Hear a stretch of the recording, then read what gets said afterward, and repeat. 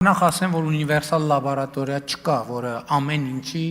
համապատասխանելիությունը ստուգում է, այսինքն որովհետև ամեն ապրանքախումբ, արտադրատեսակ, այսինքն ապրանքախմբերը ունեն իրենց առանձին լաբորատորիաները, եւ մենք վերջին տարիներին շատ էական ներդրումներ ենք արել այդ ոլորտում, որպեսզի այդ կարողությունները զարգացնենք։ Բայց մյուս կողմից նաեւ ես դրա մասին բազմիցս եմ ասել, ամեն անգամ երբ որ մենք խնդիրը դրել ենք, որ մենք ինքներս պետք է այդ հարցը լուծենք, բնականաբար ամենատարբեր խնդիրներ են առաջացել։ Ներառյալ հիմա այդ թվում, որ ասում ենք, նույն կոնյակ, թե ոչ կոնյակ խնդրի հետ կապված իրավիճակ։ Հիմա ասենք, լաբորատորիայի հետ կապ չունեցող բան է դա։ Մենք պետք է որոշում կայացնենք։ Ինչ լաբորատորիա, չկա աշխարհում մի լաբորատորիա, որը մեր մոտ արտադրած խմիչքը 10 անալիզի ինքը ասի դա կոնյակ է, որովհետև կոնյակ նշանակում է Ֆրանսիայի համապատասխան տարածքում աճեցված խաղողից ստացված խմիչք։ Հիմա շատ լավ բարձրացնում եք, եկեք որոշենք, մենք այդ բառից պետք է հրաժարվենք, թե չպետք է հրաժարվենք։ Հա, ընդ որում սեպայով սահմանված մեզնից առաջ այսպիսի հարցեր կան, բայց երբ որ ես կառավարության նիստում դրա մասին խոսում եմ, մեր հարգելի ընդդիմադիր շրջանակները շատ հեշտությամբ օգտագործում են ասելու համար այ հերթական մեր ազգային արժեքից ուզում են հրաժարվել։ Դե ոնց է կոնյակը մեր ազգային արժեք, ես այդ լավ չեմ հասկանում։ Շատ լավ եկեք, դա լաբորատորիայի խնդիր չի, տեսեք, ծախս անելու, տեխնիկա ձեռք բերելու։ Անհրաժեշտություն ընդհանրապես չկա, քաղաքական որոշման հարց է։ Եկեք կոնսենսուս ձևավորենք, բերենք օրենքի նախագիծը, դուք էլ ստանձնեք, որ կողմ կքվեարկեք, եւ մենք ասենք, որ մենք այդ բառը արգելվում է այդ բառը օգտագործել։ Եվ դրանով մենք ստանդարտիզացման շատ կարևոր խնդիր կլուծենք։ Ընդ որում մենակ սրանով չի հարցը լուծվում։ Մենք պետք է որոշենք, ասում ենք, որ բանի այդ խմիչքը միայն կաղնու տակառի մեջ օգտագործված խմիչք, այստեղ լաբորատորիայի խնդիր չկա, մինչև լաբորատորիան, որովհետև այդ խմիչքի մի զգալի հատվածը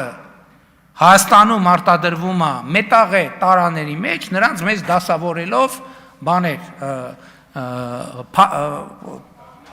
տախտակ չի, վերջը փայտեր, մենք սա ընդունում ենք, թե չենք ընդունում։ Այսինքն այսպիսի հարցեր կան, որոնց հետ պետք է առնչվենք։ Սա շղթայաբար գալիս առնչվում է խաղողի մթերման պրոբլեմատիկայի հետ եւ այլն եւ այդպես շարունակ։ Էլ չեմ ասում, որ մենք պետք է ի վերջո կամք ունենանք եւ արձանագրենք, որ բացի խաղողի սպիրտից ուրիշ որևէ սպիրտի կիրառումը ուղղակի արգելվում է, չի կարելի։ Մենք էս անում ենք։ Արձագանք։ Պարոն վարչապետ, խմիչքների ստանդարտացումը կատարվում է այլ առանձին ստանդարտներով, իսկ միրգ բանջարեղենը լրիվ այլ ստանդարտներով։ Հարցս վերաբերվում էր հեն միրգ բանջարեղենի համապատասխանելիության ստուգման լաբորատորիաներին, բայց այդ առանձին կանրադառնամ, դուք տարաք կոնյակի դաշտ, հետևյալ հարցը, ներկայիս 26-ից 31 ծրագրում դուք ասել եք, որ պիտի ԵԱՏՄ եւ ԵՄ ստանդարտների ներդաշնակեցում անեք։ Ինչ մեխանիզմներով եք պատկերացնում իրարից շատ խորքային տարբերություն ունեցող այս երկու ստանդարտների այս հարմոնիզացիան եւ արդյոք կենտրոնների կարգավորող կենտրոնների կողմից այդ հարմոնիզացիան պիտի լինի ընդունելի։ Ինչպես եք պատկերացնում, որ դա պիտի լինի ընդունելի ու ինչ մեխանիզմով եք հարմոնիզացիան իրականացնելու։ Գիտեք, իրականում իրադրությունը հետևյալն է, այնպես չի, որ Եվրոպական միությունը սահմանում է, որ բանը ենթադրենք առողջության համար վտանգավոր լոլիկը կարելի է, իսկ ԵԱՏՄ-ն սահմանում է, որ առողջության համար վտանգավոր լոլիկը չի կարելի։ Այսինքն իրականում այդ ստանդարտները իրար հակասող չեն։ Կան ստանդարտներ, որոնք ավելի խիստ են Եվրոպական միությունում, պակաս խիստ են Եվրասիական միությունում։ Կան ստանդարտներ, որոնք ավելի խիստ են, այսինքն ստեղ ախնդիր, այսինքն երկուսի վեկտորն էլ նույնն է։ Ես ձեզ ավելին ասեմ, օրինակ Հայաստանում